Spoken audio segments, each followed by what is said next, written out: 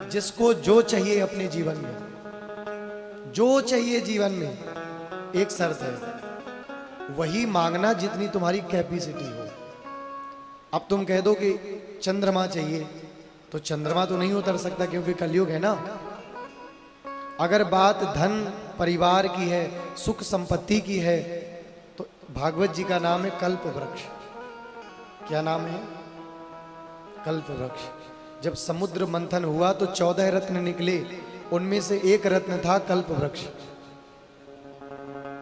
कल्प वृक्ष में इतनी सामर्थ्य है, आप जो कल्पना करेंगे आपको वो प्राप्त होगा। विश्वास है या नहीं? तो आप यदि विश्राम में कोई जाए तो बड़ी अच्छी बात है, और विश्राम से यदि पहले भी जाता है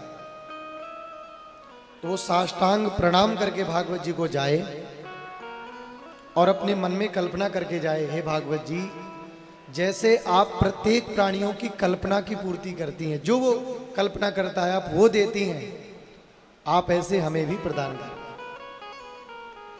आपके 31वें दिन के अंदर, 30 से 31 दिन के अंदर आपको परिणाम दिखेगा, लेकिन आप अपनी क्रियाएं बदलना, वही मत करना जो करते आए हो, क्योंकि अब तुम्हें कौन दे रहा है?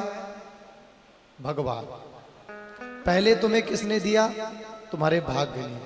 लेकिन अब कौन दे रहा है? परमात्मा।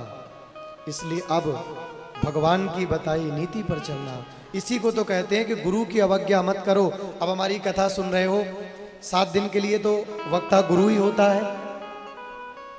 गुरु कभी आदेश नहीं देता, गुरु कभी प्रवचन नहीं करता, गुरु मानव को सामर्थ्य देता है, जा ये तेरा काम हो जाएगा।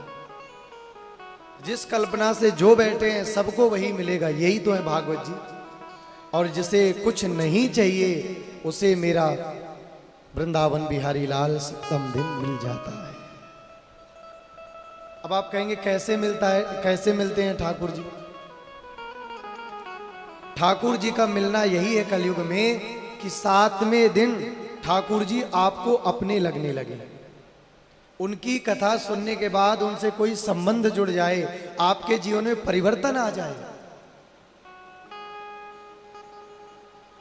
कभी भी किसी की कथा सुनने जाइए, किसी का प्रवचन जीवन में सुनिए, तो ये भावना मत रखिए कथा है सुन लिया, प्रवचन है, नहीं।